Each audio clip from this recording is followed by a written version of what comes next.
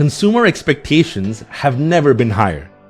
But with the evolving economic and competitive pressures, it's getting harder for brands to deliver the kind of consistent, compelling experiences that keep customers loyal. Can operations and facilities leaders find ways to meet these demands while growing their footprint and ultimately drive revenue? Let's find out. Welcome to Elevating Brick and Mortar, a show that discusses the crucial role that facilities, construction, and operations play in designing and delivering a compelling customer experience. Hello, everyone. Welcome to Season 5 of Elevating Brick and Mortar. Thank you for joining us. I'm here today with Tom Kay, Managing Partner at Efficio Advisors. Tom, welcome. Welcome. Thank you so much, Sid. Thank you, my fellow Texan. Thank you for having me. And congratulations on 5 years. I think that's like, 35 dog years? So, I appreciate that. You know, it's funny. I think officially we think maybe we might be in our 3.5 year mark, but 5 seasons. So I appreciate that, Tom. Thank you. Okay, right on. Yeah, for sure. Well, Tom, first of all, you and I have known each other for a very long time, so appreciate you being on the show. I love that you're here. Would love to, have a great conversation today, which I'm sure we will. But for folks who might not be, fully aware with your work, tell us a little bit about yourself, and then we'll dive into Efficio Advisors as well. Sure. Well, I've been in this space an awful long time. And as you mentioned, I think I was trying to think back when you and I first met. It's probably close to 20 years. But I've always been in the technology space for some form or fashion. I cut my teeth at Nextel, so telecommunications, some 25 years ago. And it's funny, I was thinking this. I was at Plantation, Florida at the Motorola conference, and David Poplar from Corrigo approached me. And at the time, I was over all of Nextel's construction vertical. So I had all big construction, industrial construction, and then residential construction. And at the time, David and Corrigo were pushing their mobile app. So 25 years ago, a mobile app being put in my hand. And of course, runs parallel to the efforts that you had at ServiceChannel and still do. But I've been doing some type of technology in the space for those 25 years. If it's not in, CMMS, it was certainly an EMS. I played at an IFM company for about 4 years, and then stood up Efficio Advisors about 2 years, right? Huh. So Efficio is just that, an advisory firm. We work with a lot of startups and enterprise companies, primarily in technology, but all around the built environment. So everything from EMS, BMS, CMMS, IAQ, supply chain, more and more about AI. So agentic AI, we work with 3 companies that are doing agentic AI. And then we're very fortunate, and it's a fun role to have, is we work with PE and VC firms to kind of evaluate technology. So we often get a shopping list or a Christmas list to go out and look for technology. And so that's a fun thing to do. And I guess from where I sit today, what I love is, and this is probably not the best analogy, but I can go into an organization, evaluate their technology, and it's okay if I tell them their baby's ugly without risking retribution, right? So that's one role I enjoy very much. Yeah. So what inspired you to do something on your own, and what's your North Star? I consider myself a technology nerd, and now more and more an AI nerd.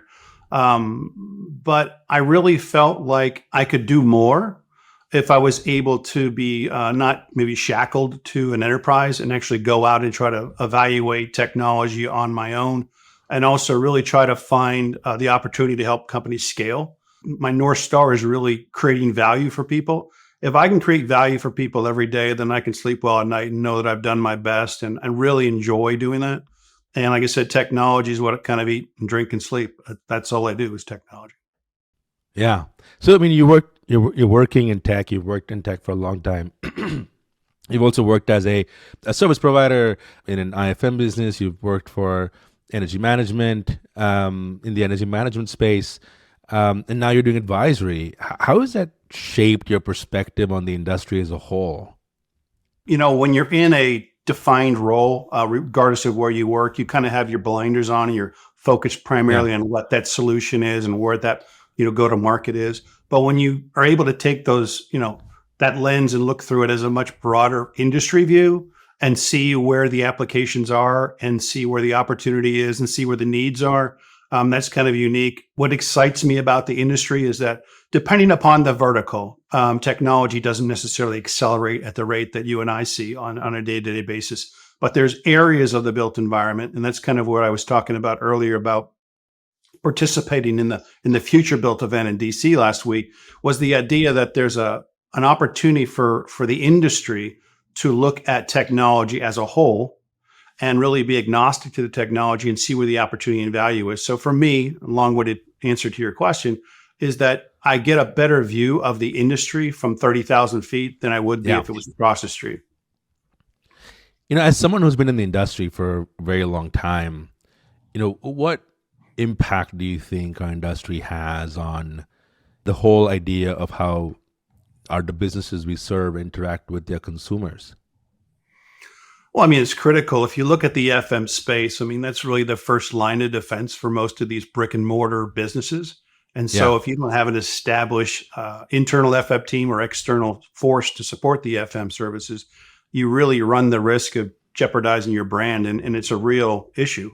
You don't only do that, you also have the ability to mitigate risk, which also could impact the business as a whole. So I think it's critical. FM is a huge component of that. And I also think, even with the e-commerce, the rise of Amazon, it's still critical that the storefront, the brick and mortar, the face-to-face interaction between a consumer and a brand has to be established and strong for anyone to really consider that long term, right? So in many cases, these people are actually shopping in person but buying online. So I think you're never going to have this idea that everything will be online. There's still a need to have that face-to-face interaction with a human. And it's critical that when they go there, their experience is just paramount, is critical. So FM is the one that drives that. Yeah, I couldn't agree more. If the brick and mortar spaces were not critical in driving growth and driving the agenda of your brand, or the delivering on your brand promise, we wouldn't have so many traditionally only e-commerce businesses open these many brick and mortar sites, right? And at the same time, there's actual studies that are done that shows that even if you are driving a lot of traffic to your e-commerce site, your cart size, the consumer cart size, actually gets bigger if you have a physical brick and mortar site in the vicinity of that consumer, which is fascinating, right? Because I think it ties into the comfort that the consumer has, that they can just drive and return something, or if they find something they like and it is available in the store, they can go and do that. So it's not one experience, it's an omni-channel experience. Yes. And you kind of have to have both, right? And anyone saying that traditional brick and mortar is dead has no idea what they're talking about. Would you agree? I totally agree. And I think, the optics of seeing stores shuttered, Starbucks or you name it, that's a right sizing of the business. They'll right size and then they'll continue to scale. I mean, I know so many people in the space that do the exact same thing, where they say, listen, we'll pull back, we'll clean our business up, we'll clean our back office up, and then we'll start scaling again. And Exactly. I think the FM is critical to that piece as well, because if you're really utilizing some of that repair and maintenance data associated with the site, and you're able to do now more predictive analysis that drives better capital spending. You and I have been doing this for so long. Anything that we can do as an industry to elevate the FM to be seen more than just a cost center, because today they're basically a cost center, great value to the industry. So if we can elevate them, get them a seat at the table, and really provide them with a higher level of, I guess, what you would say, power, if you would, in the space with their leadership team, I think we would have done a great job. No, I agree. And I think it's important, I think both of us are making the same point, which is, retail as a business, as an industry, always has to evolve and has to adapt to the consumer behavior and to the markets. And so if you don't do anything with how you're looking at your entire brick and mortar strategy or e-commerce strategy and just, wait and hope things will pan out, you're going to be in trouble, right? Yes. Any good business is all the time looking at their locations, looking at their leases, making sure that they're in the right places and in the right areas and sites that drive traffic, are in line with the kind of exposure that they want to have, and then they're optimizing, right? And so even when you hear in the news that a certain business is closing a few locations, it gets sensationalized, and it sounds like that the brand is in trouble. But I don't understand that, because it actually is a good thing. If you don't do that on a regular basis, then you end up in a situation where you end up closing 20% of your locations, because that was long overdue. Like, you want to actually constantly adjust the locations you're in. And then I was talking to a couple of folks, and one of them being the president of ICSC, Tom McGee, Mhm. and he was saying, it might appear that there's a lot of vacant lots and a lot of vacant spaces, but that's actually not true. Mhm. Mhm. Good spaces are very difficult to find. You'd expect that brick and mortar is always adjusting. And Mhm. a big part of that is the facilities team, because Yep. you have to make sure that you know exactly what you have to do with those spaces and how you take care of them. Because ultimately, if you have great spaces, but they don't look good and they're not Mhm. welcoming, no one's going to walk in, or it's not going to really help you, get the kind of consumer mind space that you're looking for, right? Absolutely. I think too, from an FM perspective, is that most of these businesses run on such razor thin margins that if your FM team is on top of things and they're driving waste out of the business and reducing maintenance costs and extending asset life to a low margin business, they are the heroes of the business, and they don't get enough credit. They should, but they don't. But God forbid, if something was to happen at the site, they would be the first one who's next in the news. People lose sight of the fact that facilities do really add incremental lift to the bottom line if they're doing their business well. Now, granted, in some cases, folks are deflecting some of the maintenance need to be required to keep that asset, solid. But for the most part, if FMs are doing their job, they're creating incremental value every day of the week.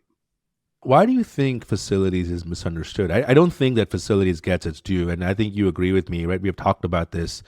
The industry as a whole, I think has a massive PR problem, because we do position ourselves as a cost center. We do position ourselves in many ways, and I kind of oversimplify it when we say that we're the fixer-upper department in many ways, because we fix broken things really fast. But that's not really the impact. That's just one of the things that facilities does. But yet, if you were to ask anyone outside, the particular function and the role itself, it's not fully understood, right? The impact we have on the brand and the consumer expectations and the brand promise, if you may, right?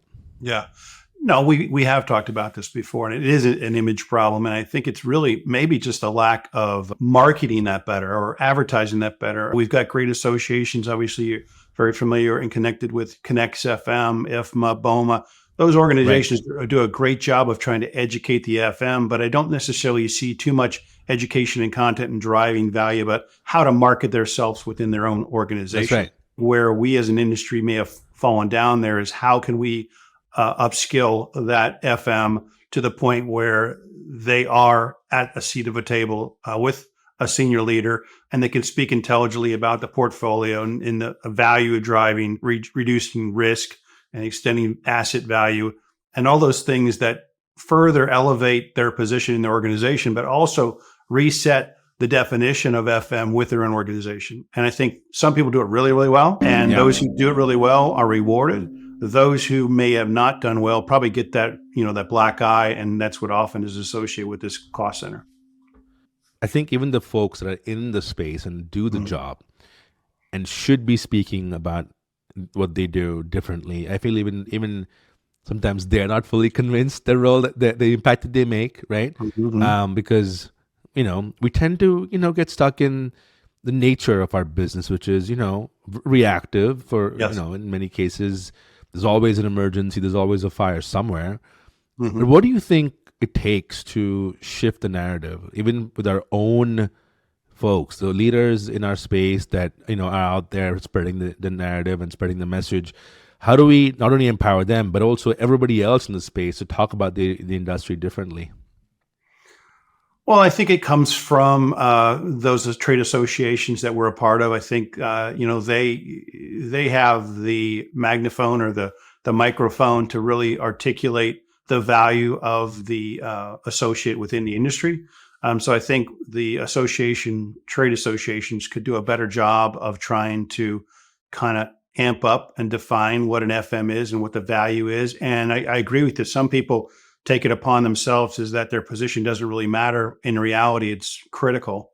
So I think just giving them the tools to understand the value of where they fit in the organization, I think would be critical. I don't think the communication necessarily takes place between the C-suite and the FM community, and that's a shame. I think those large organizations, and you know some of the people I'm talking about who really carry a large portfolio, they kind of carry a little bit more weight in their organization, maybe just because of the retail math of the assets they manage and the sites they control. But that should be across the board, regardless of the number of sites, and that's just a shame. But I think back to your question, I think it really has to do with the trade associations really trying to do their best to elevate that person within an organization. Yeah, I agree. I mean, look, in the past, 20 years that I've been in the space, I've had the good fortune of meeting amazing people, Hmm. and I can tell you, and I know you agree that, and you're in a tough spot, like having facilities and the folks, the kind of persona that sits in facilities in your corner, you'd do pretty well if you had that, because folks in facilities don't have an option to give up, or they don't have the option to just say, I don't have the time right now, I'm just gonna go to bed or whatever. Like ultimately, that you're the kind of the last defense, right? If you don't actually do what you got to do, that store doesn't open, or that store doesn't close, or that massive flood in your store doesn't take care of itself, right? I mean, you have to be of a certain type of mindset to be able to say, like, I'll be available whenever I'm needed, right?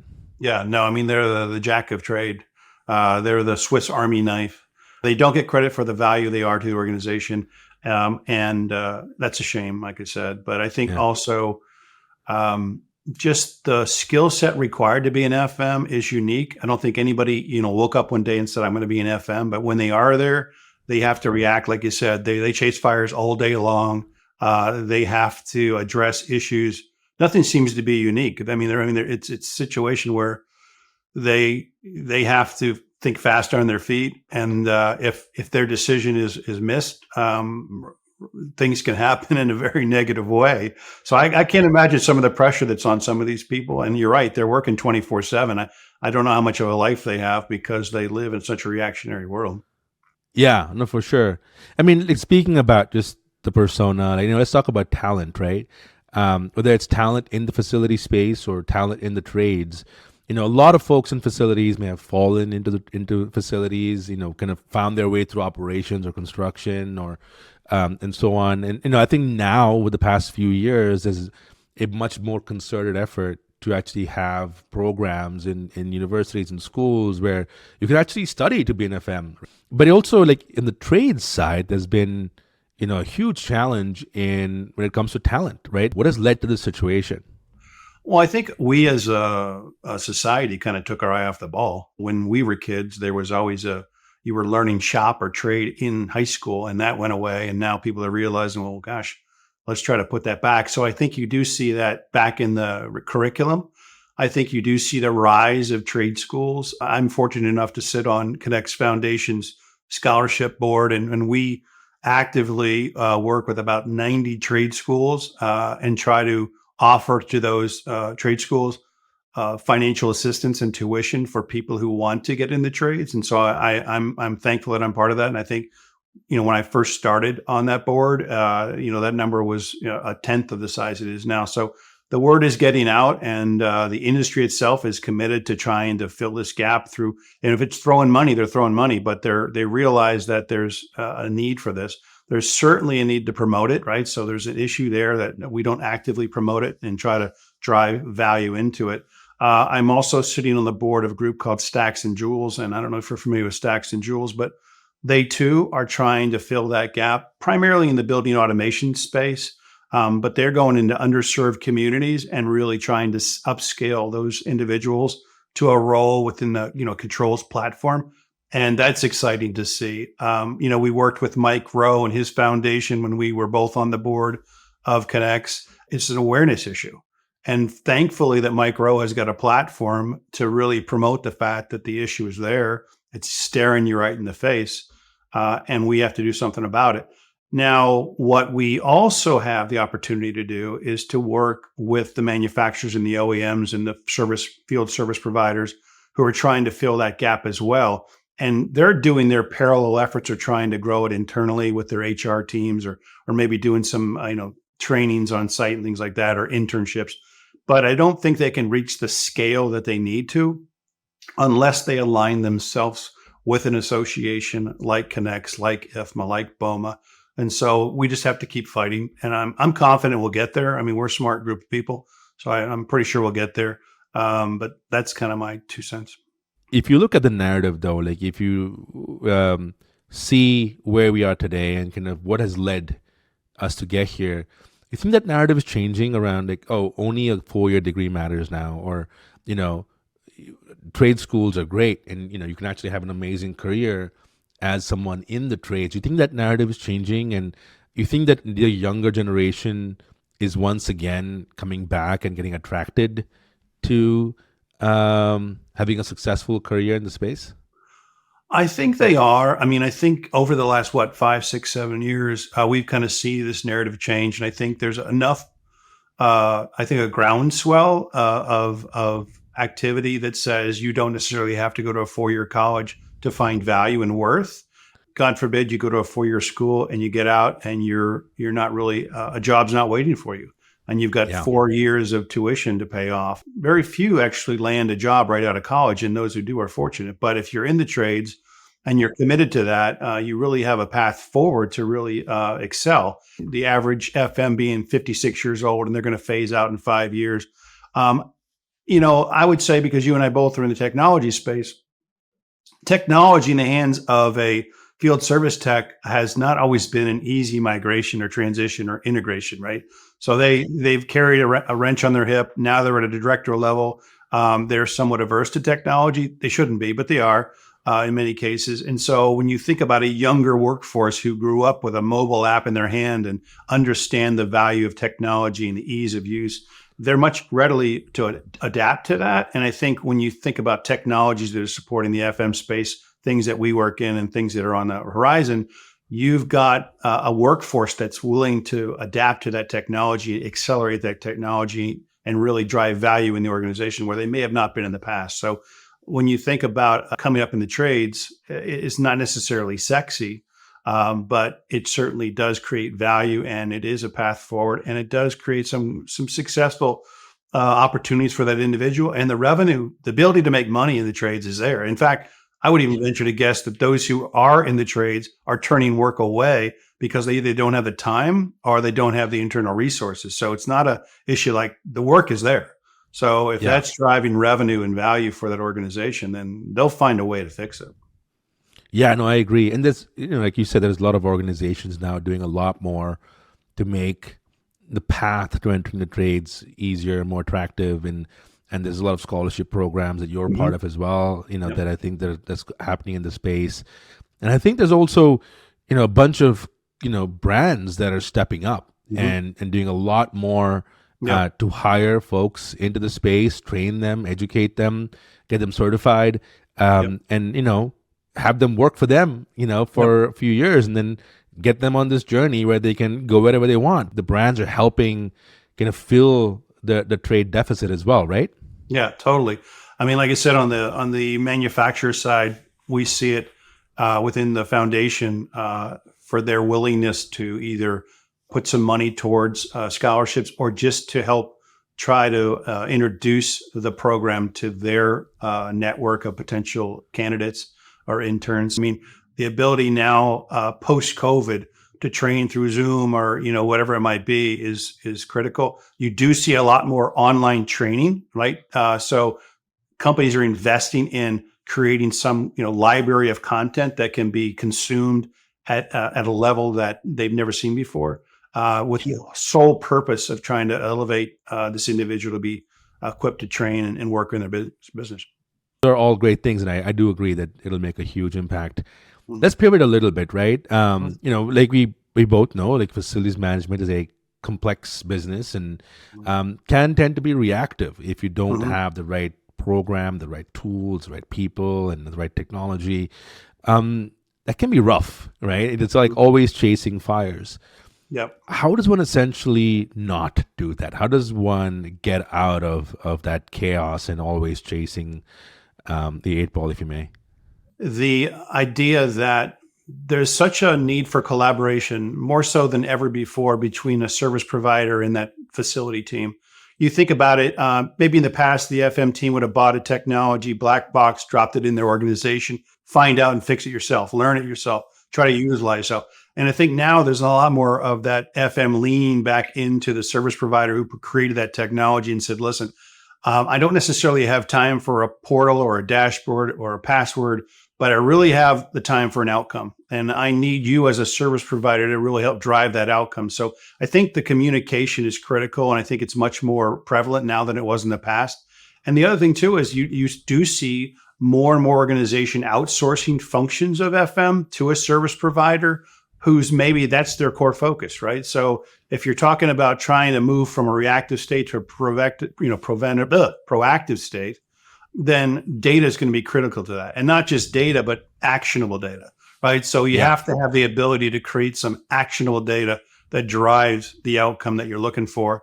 And I think, those established FM teams who really understand the value of the asset solution software that they're using, you see them and you can call them out because they're really good at what they do. But I would say the vast majority of them still struggle with technology and they really don't see the full value of it. I mean, they're no different than you and I. We probably use 1% of our phone.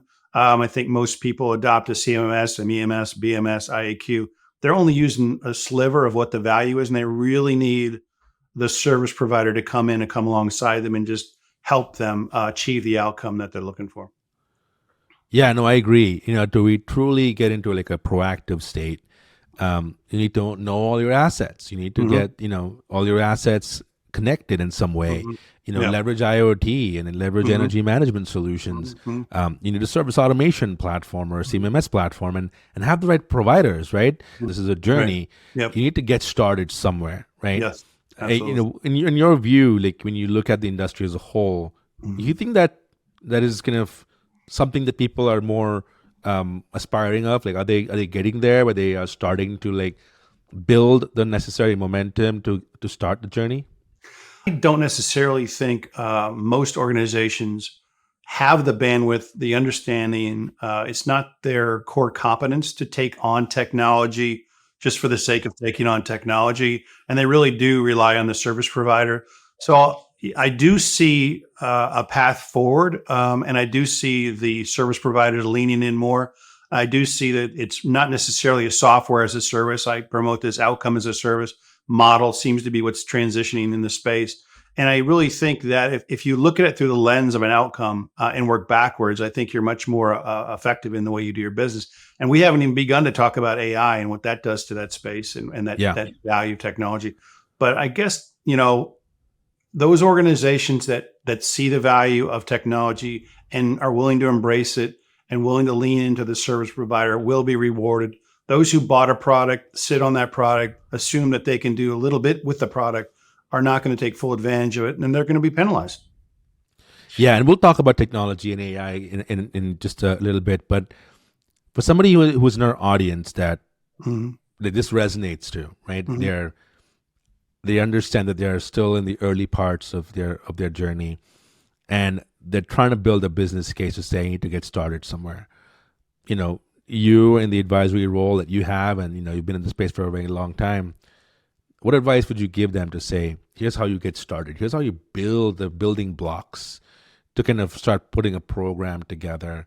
And, you don't have to start on assets on day one. I mean, that assets can be complicated, right? But, it could be a great way to start because that's essentially what it's all about. If you know your assets, you're already kind of, 1/4 way there, if you may. But, right. What are your thoughts? First, I defer going back and leaning in on the association, getting involved in the association, sharing best practices with your peers is a huge way of which to kind of accelerate your ability to succeed. So I would certainly say if you haven't done that or if you haven't joined an association, get involved and join. And then I think the obvious one would be is just to evaluate your business. And like you said, you can certainly start at assets, but you don't initially have to. I think evaluating your workflows is critical. Evaluating where those points touch the service provider or the third party and what you're looking for there. Um, Obviously, a communication with senior leadership to say, what we are as a business, what we are driving for as a business, and see where that FM plays in that role is critical. And then, just taking it day one, step by step. I mean, you've got to start somewhere. And I think people are scared to jump in. I would say jump in and not feel like you're necessarily going to get slapped on the wrist. And I think you really have the ability through your connections in the industry that they can kind of help shepherd you along. I would also say get engaged with a mentor or a mentee. Right? You don't have to reinvent the wheel, right? You just need to have somebody tell you how to do something and take it. And then again, now you can leverage AI to do a lot of training for you as well. I agree with everything you said. I think you said a very important thing, which is to kind of get alignment from senior leadership on like what's the brand about.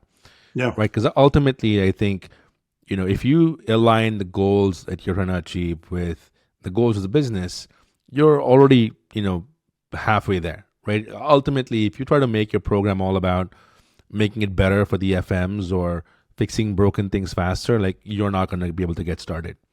If your goal is, as a business to grow your brand awareness, bring more consumers into your space, have them spend more time in your space, then all of a sudden the narrative of facilities and the impact the physical space has on the brand has a much bigger impact than, hey, it costs us $300 to repair, a broken faucet, and if you don't have a system, it'll cost you $400. That's really not the talk track that a CFO might, care about. Yeah. It's, hey, people are walking into your restroom, and if your bathrooms don't look right, people are wondering what your kitchen looks like, right? That's a different narrative, right? It totally is. I mean, I think if you have a leadership team that believes in the value of that organization, the FM organization, and really does top down tell them what the value is, as opposed to just hiring an FMT to plug a hole, right? It just doesn't make sense. Yeah. So let's talk about this massive convergence of technology and AI that's happening in the space. It's happening across all industries, but very much so in the built environment as well. Broadly speaking, what's your perspective on just the influence it's having on how we're all thinking about our industry as a whole? It's interesting because I'm so close to it. I see the immediate value every single day. But when I talk to people, I literally was on the phone on Friday with an organization, and they were like, I'm fearful of AI. I don't necessarily know where to start. I don't know how it applies to my business. And I think those people are if they don't get involved and get engaged in where AI fits in their world, they'll be severely hampered and handicapped. That being said, what I see from the advisor lens is you probably have two camps. You have the group that says AI has value to us. Let's bring it in-house. Let's establish it. We'll put guardrails around it. And we'll start using it, and we'll be moving forward as a AI-enabled company. That's one. The other one says AI is not our core competence. We see the value of it, but let's leverage a third party to come in here, evaluate it, and then start implementing AI as they direct us to do. And those are the two kind of buckets I see. I'll honestly say probably more in the bucket of bringing in a third party service provider that specializes in enablement of AI to kind of really drive that. Twofold. One, that's their core competence. They know what they're doing. Other is if you're the company, you can put a neck around that noose and say, listen, these guys, if they fall, it's not my neck, it's their neck. But on the FM side, again, establishing guardrails, making sure that you mitigate as much risk as possible. I think really have a strong message to your team as to where AI plays, not just encouraging them to go out and just, put corporate information in ChatGPT that's unprotected and doing something silly like that. But a lot of people are doing that because they've never been educated on the severity of risk associated with that. But those who kind of create their own LLM or large language model or create their own company / GPT to drive value. There's tremendous value out there. And I think what you'll see is buyer beware as well, is because I think a lot of people are putting AI on everything, right? It's an AI on everything. And in that particular case, it's buyer beware because there is a lot of pixie dust salesmen out there pushing this stuff and determining who's legitimate, right? Who's experienced and who can help do this. So I see the future as very bright. I think it accelerates so many efficiencies in a business. It allows you to look at your business through a unique lens and really take advantage of it. It's the greatest thing since sliced bread. Yeah. I mean, there's no option to not embrace Mm. AI. I mean, you don't get to, put your head in the sand and say, this thing goes away. It's not going Yeah. away. You either embrace it and you make it a massive tool in your tool belt and actually help accelerate all your, goals, Yep. or someone else does, right? Oh, absolutely. Yeah. Not only is there expectation that we move faster and do more and leverage, AI to deliver great outcomes for our customers, but also, brands and companies are asking their own internal leaders to ensure that the partners that they choose are the ones that are leveraging AI and are investing in AI, right? Because you don't want to be with a partner that is not leveraging AI or investing in AI, because that means that sooner or later they're going to fall behind, right? Well, it's interesting because at the event at Future Built this week, before the event started, I was going around and talking to not only the exhibitors but also the attendees, and I said, it would be a very interesting conversation to go by every one of these exhibitors and simply ask the question, where does AI play in your platform, or where does AI play in your future, or where is AI on your whiteboard, and just see Yeah. what information they come back, because they're all going to say it's being driven through their business, but some are probably going to be a little bit more ahead of the game than others. But it's still a very interesting conversation, and I think one that will be it'll flush out as we see it moving forward. And I think at some point there'll be an inflection point there where they really see this technology take off, and it'll be a case by case basis. But one guy I call out and kind of follow religiously is Greg Shove at Section. So Section AI, I would certainly encourage you to kind of run and track him, because the way in which he looks at AI in the commercial or enterprise space, I think is very unique, and he's very much telling the truth. Like, not everybody's going to be able to get this; they just don't understand it, or they're fearful of it. But those who take the leap of faith and embrace themselves and align with a strategic partner that maybe does this full time, they'll be rewarded. Yeah, I agree. Yeah, I mean, most folks think of AI, they think of generative AI, but there's so much more. I mean, there's, agentic AI, there's Mhm. computer vision, there's different tools that exist that, all have AI in some way or form that is helping you achieve an outcome, and Yep. not just, give you a result back, but actually go and execute on what you're asking it to do, right? You think our industry is ready for this? Do you think our industry understands enough to, not be intimidated by it, but actually feel like we have to now upskill ourselves to like go and leverage AI in the best way? Because, today, in 6 months probably, following up on work orders or picking up your phone and calling someone like with voice AI, those things might not necessarily be requiring a human anymore, right? There's so many applications for AI to solve real problems. Do the people in our space understand just what this industry is going to look like in a year or 6 months from now, and are embracing it? I think the leaders in the space, those that are forward thinking, that have been tracking this and who adopt it and who implement it, will be rewarded, and they will leave their competitors in the dust. I Yeah. think there is going to be an aversion to technology, and AI certainly is that case, where people just say, well, I've always done it this way, and therefore I'm going to continue to do this way. But I think the industry will force, or the technology will force the industry to move, Yeah. and you'll probably have some fallout for people that are unable to adopt it. But I think you'll see a huge hockey spike of growth in how people achieve the work that they do. And to your point, if I've invested in a work order management system or an EMS system, and I'm able to now layer on top an AI tool that is able to work 24/7 to scrape and clean and aggregate and then produce an outcome or direct me to what that outcome is, without bringing on additional headcount, I will have done so much for the business. I also can take that AI and let an employee utilize AI, and now their skill set is gone from 10 to 100. And I think people that do that will be rewarded. But like I said, when I was in DC and I'm talking around, I'm talking to some of these people, some of them just look like there's deer in the headlights when they talk about AI. I don't even know what to talk about. I don't even know how to address it. And I'm thinking to myself, shame on you. But you really have to jump in with both feet and embrace it, because it's going to change your life dramatically. And Yeah. if you don't embrace it, you will be penalized and will be left in the dust. And it's just a matter of fact. Yeah. And I think that, if you really embrace AI, you'll welcome it, right? Mm, Because it's not like in our industry, we have the optionality of not looking at our phones or picking up that call because it's the nature of our business.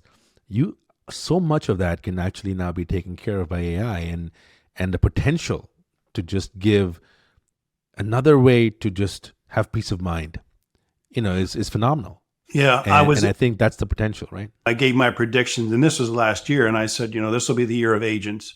And I Yeah. think I and many other people saw that come to fruition. And I think, we work with a handful of agentic AI companies, and they're trying to scale. But I've introduced them to several IFM companies with the sole intent to say, hey, let this organization evaluate your workflows.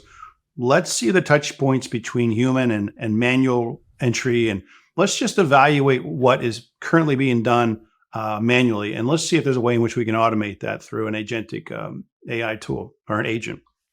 And doing that from a business development perspective, doing it from a customer service perspective, doing it from an operations perspective. And it's really interesting how the light kind of goes off in their head when someone from outside their organization understands their business and says, this is what you could do if we applied AI on top of it. And I think people who make that investment to kind of see what's available out there, it's going to be a game changer. And there's always going to be those laggards, and shame on them. In this particular case, the laggard probably loses, and Yeah. loses in a big way. Yeah.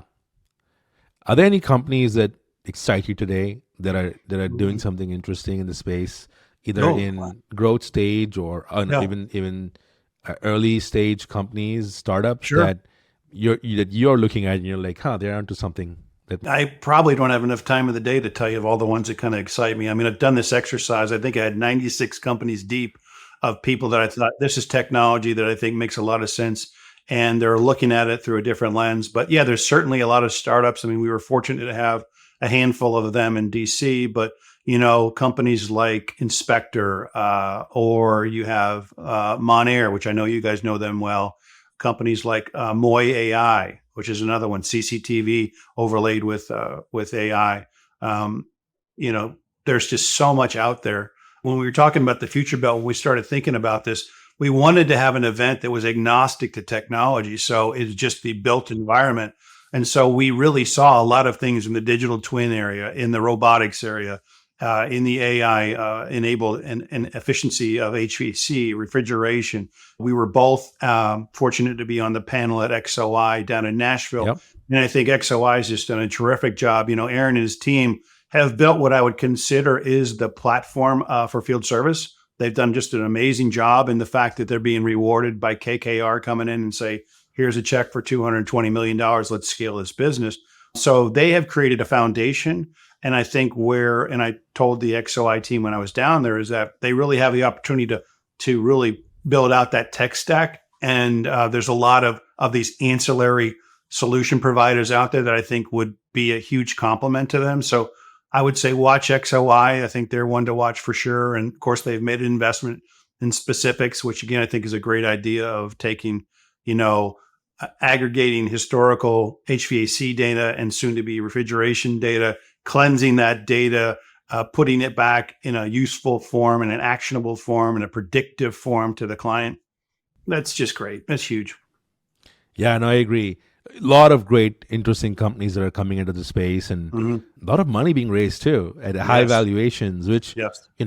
I'm sure is a kind of thumbs up to the kind of potential that exists in our space to Yeah. just transform the industry, and technology and AI will help elevate not only the conversation but elevate the kind of service levels we are able to offer to our customers, all with one central idea in mind, which is how do you make the brick and mortar space optimized with the best experience possible to kind of supercharge all the businesses and help them deliver on their brand promise and achieve amazing growth, right? Yeah, I think from the investment perspective, and this is clearly my observation, but I've talked to enough PE and VC firms of late. I really think the interest from the sidelines as it relates to investment is really focused on the asset itself. Yeah. So, you think about like the ability to extend the value of an asset, reduce the maintenance cost, reduce the risk, and oh, by the outcome is reduced energy. Okay, they're not necessarily driving with the value of energy reduction. They're really driving the value of extending the asset life, and the byproduct is one of those things is energy reduction. So I think from an investment perspective, I think more and more people are looking at it from the asset lens. And so when I talk or we talk to some of these startups who are, CMMS or EMS or IEQ, I really encourage them to look at their business of what they're doing for the asset, and where do they stand in mitigating that risk around the asset or extending the asset life. And then if they're an EMS company or a BMS company or even a CMS company, maybe the byproduct of that is something different, but to get some awarenesses around the asset. Yeah. Tom, as you look at the industry today and you look at the trends that are taking place and then you look at the future, are there any trends today that excite you and that you're like, this is going to be how it is in the future as well? And are there things that you're like, this seems like a fad. That's not going to stick. Mm-hmm. Well, that's a good question. I do think this, like other industries, and I think next year you'll see it even more at a rapid scale, is this consolidation. So I think that from a technology perspective, you'll see a lot of these marriages being made. I mean, obviously you saw EcoTrack and InTouch being married by that PE firm with the sole intent to bring those organizations together. You don't necessarily lead with one solution, right? So even in the case of ServiceChannel, you may have cut your teeth as a work order management or an asset management or a CMS platform, 25 years ago. But now you're looking at ancillary solutions that you can bundle in and bring in. Maybe it's an EMS, maybe it's BMS, maybe it's utility bill management. So you're building a much more robust application for the end user. You're also creating a much stickier application for that end user. So I think the collaboration of what has historically been competitive is now being much more collaborative. I also see a rise of white labeling of that technology. So even in the case of some of these startups, when I talk to them, they're not necessarily averse to leading the charge with their own brand and logo, pushing their particular solution. They're very much open to the idea of white labeling their solution, licensing out their solution to an organization to drive value. And I think that's going to continue to trend up. I think there will be consolidation. I kind of look with my lens of the IFM community. So you think of an integrated facilities management business, in the past, it could be a guy with a truck and a ladder, and he's now an IFM business. I think this year that's going to get weeded out. I think, especially when you start talking about the adoption and integration of AI into the space, that I think that those are guys are going to be kind of fall by the wayside. If you're an organization, a large brand, you're not going to put your eggs in that basket at all. There may be an outlier, like in Bismarck, North Dakota, where you need to have that one guy who turns the wrench. But for the most part, I see consolidation in the IFM space as well. You certainly see that from PE and VC firms where they're looking like, hey, listen, let's look at a large regional HVAC, let's look at a large plumber, and let's try to consolidate that and build a larger entity. And I think you see that growing in 2026. Yeah, I like that. Those are all very sound predictions. As you look at the future, what does the consumer of tomorrow look like? What are they going to expect from the brands that they love? Well, they certainly expect immediacy. We've been conditioned to literally push a button, expect it by 5. And I think that, cuts both ways. It sets the expectation of the buyer at such a high level that in many cases it's hard to achieve. So you really have to do some of the ancillary things to maintain that. And is loyalty still alive, right? I don't know if loyalty is necessarily alive when you think about the IFM community, the integrated facilities management business, because I think you're only as good as your last work order. And if you have more and more decisions being made by procurement, the loyalty kind of goes out the window. And that's a shame. That's unfortunate because you lose tribal knowledge and you lose just a connection with that service provider. But from a consumer perspective, same thing is that, if I have a poor experience online with, let's say, Walmart, do I take the effort to go to Walmart, or do I say my opinion has now been tainted and I'll go somewhere else and shop? It's a calculated risk for those organizations to try to have this omni-channel approach, but they have to hit. They got about 1,000 every single time. That's right. To maintain that brand image. And if they fall down, there's got to be something there. I think that's where I think you'll see a lot more expectations for the consumers. Like, you want my business? Prove you want my business, because I can go anywhere at any time and get anything I want. And unless you make that effort, I'm going to go to the lowest and least possible hurdle to jump to get it. No, I love it. That makes a lot of sense. I mean, consumer expectations have never been higher. And Never. Brands have to have a amazing omni-channel experience to actually ensure that they're delivering on the brand promise. You don't get to just say, I want a great e-commerce experience. And if you don't have that, like, loyalty can be a challenge.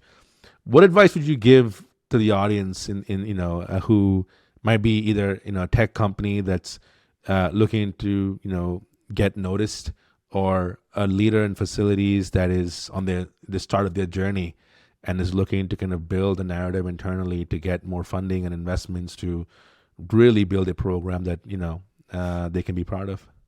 I think on the tech side, the organizations that we work, I think the main thing that I kind of drive home is that there's so much noise out there, and you have to cut through the noise and really craft a narrative that's thought leadership above and beyond where you are today, because there's just so much noise, you have to cut through it. So I would say to that individual is like, listen, own the narrative, evangelize the value above and beyond, craft the narrative, why you do what you do, and those kinds of things. And I think, and you have to continually beat that drum. It's not a one and done kind of thing.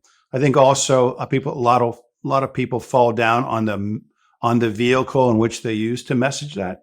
I mean, you can't simply just email out and expect somebody to pick it up and know they're in your pocket. That doesn't work that way. So the social aspect of marketing that thought leadership is critical. Those individuals still need to be engaged in the associations and create some level of thought leadership. On the FM side, like I said earlier, it's like, get aligned with an association, get in a mentor program, expand your network, challenge yourself to meet 10, 15 people at a conference and really invest in them. So it's not necessarily getting something in return. It's actually trying to find this mutual benefit of what I can share with you that creates value, and what you share with me creates value. If you think of all these FMs who are successful, they have a pretty large Rolodex deep, not only of the industry, their peers in the industry, but those who also have a strong relationship with their service providers. Because in the FM world, the service provider really drives so much for that FM that relationship is critical. So those are a couple ideas. Awesome. Well, Tom, for those in our audience who want to reach out to you or find you, where can they find you? Find me on LinkedIn. I live there, and I'd love to hear from them. And so thank you, Sid, and my fellow Texan. I wish you well. Thank you so much. Well, with that, Tom, I just want to say a huge thank you. Really enjoyed our conversation. I appreciate you being here. And for all those in our audience, thank you so much for joining us. And I'll see you on the next episode of Elevating Brick and Mortar. Well, that was Tom Kay, Managing Partner at Efficio Advisors.